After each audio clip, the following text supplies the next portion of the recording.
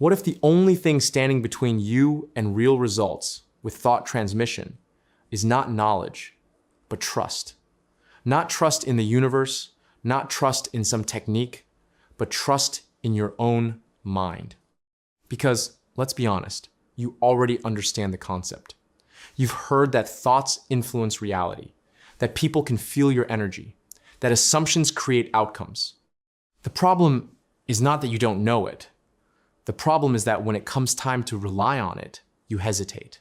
You start strong for a few minutes, and then doubt slowly creeps in, and everything collapses back to old patterns. So instead of explaining what thought transmission is, let's talk about why it hasn't been working the way you want, and what actually shifts it from theory into something real and usable in your daily life. Right now, your biggest issue is inconsistency. Not in action, but in identity. You are trying to send one message consciously while unconsciously repeating a completely opposite story throughout the day.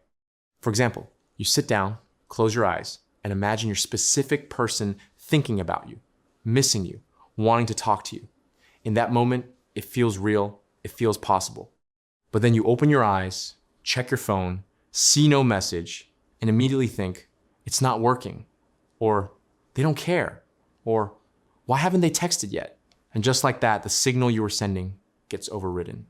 Thought transmission doesn't respond to what you do occasionally. It responds to what you are most of the time.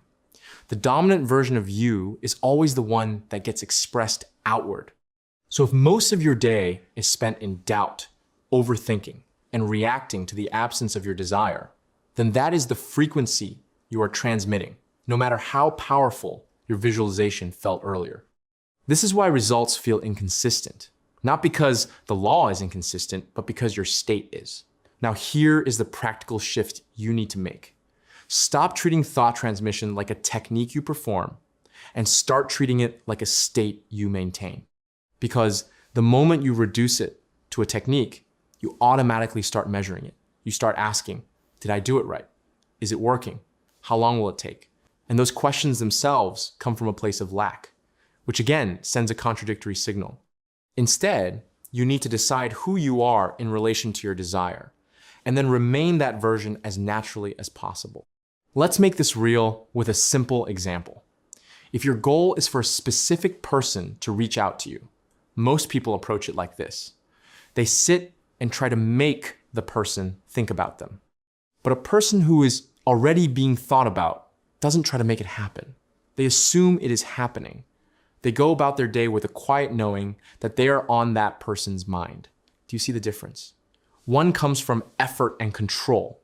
The other comes from identity. So your focus should not be, how do I transmit this thought perfectly? Your focus should be, what would it feel like if this was already normal for me? Because once it feels normal, your mind stops resisting it. And when there is no resistance, transmission becomes clean and effective. Another mistake you might be making is trying too hard to feel something intense. You think you need strong emotions, excitement, or some kind of overwhelming belief for this to work. But in reality, the most powerful state is calm certainty. It's subtle. It's almost quiet. It feels like something you don't need to question. Think about things you already have in your life. You don't wake up every day feeling excited about them. You just know they are there. That same energy is what you need to bring into your desire. When you think about your person, it shouldn't feel like a wish. It should feel like a fact that hasn't fully shown up yet, but already exists in your inner world. Now let's talk about what to actually do during the day, because this is where most people lose control. Your day is filled with small moments where your mind wanders. These moments are where thought transmission is either strengthened or weakened. When your mind naturally goes to your person, don't let it go into old patterns of doubt or lack. Gently redirect it, not forcefully, not with pressure, but with intention. If a negative thought comes up, you don't fight it aggressively. You simply replace it with something more aligned. For example, instead of thinking, why are they not texting me? You shift to, of course they think about me, they just haven't reached out yet. It's a small change, but it keeps your state intact. And over time, these small corrections build a stable internal environment. Also, stop looking for immediate physical proof as validation. The moment you start checking for results, you are stepping out of the state and into observation mode. And observation mode is usually filled with doubt. You look at your phone, you analyze their behavior, you try to interpret signs. All of this weakens your transmission because it shifts your focus from being the person who has it to being the person who is waiting for it. Instead, train yourself to find satisfaction in the inner experience first. When you imagine them thinking about you, let that be enough in that moment. Let it feel complete. Because when your inner world feels complete, your outer world starts catching up. There is also something important you need to accept. Thought transmission is not always instant in visible ways, but it is always immediate in invisible ways.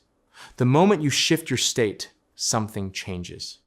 You might not see it right away, but the process has already started. And your only job is to not interrupt that process with doubt.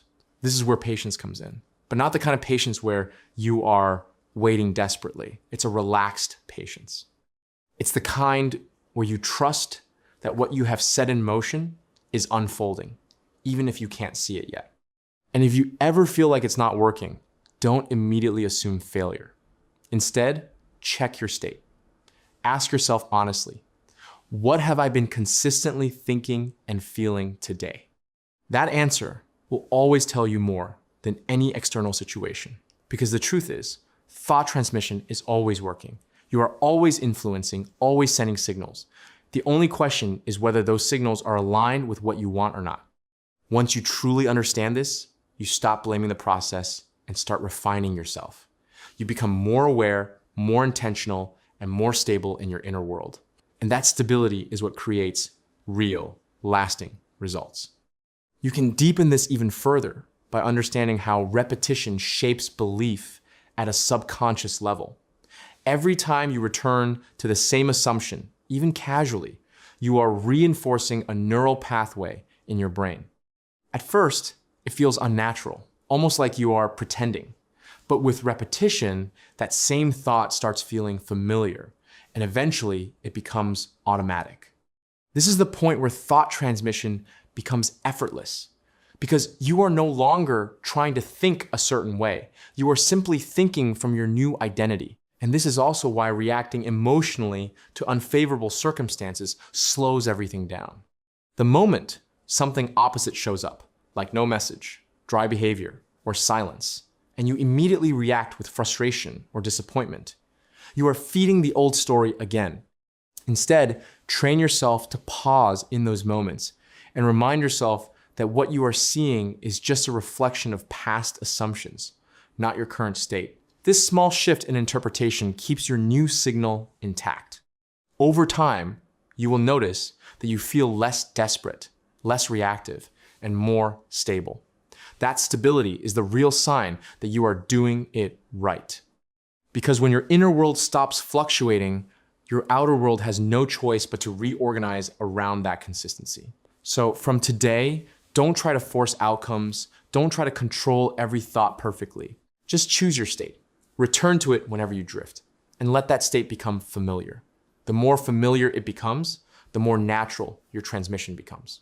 And when it becomes natural, you won't even feel like you're doing anything anymore. It will just feel like you are being yourself. And that is the point where things start shifting without effort, without struggle, and without constant questioning. Because in the end, the power was never in the technique. It was always in your ability to remain who you decided to be. I hope this helped you. Subscribe, and I'll meet you with another golden nugget soon. Happy manifesting.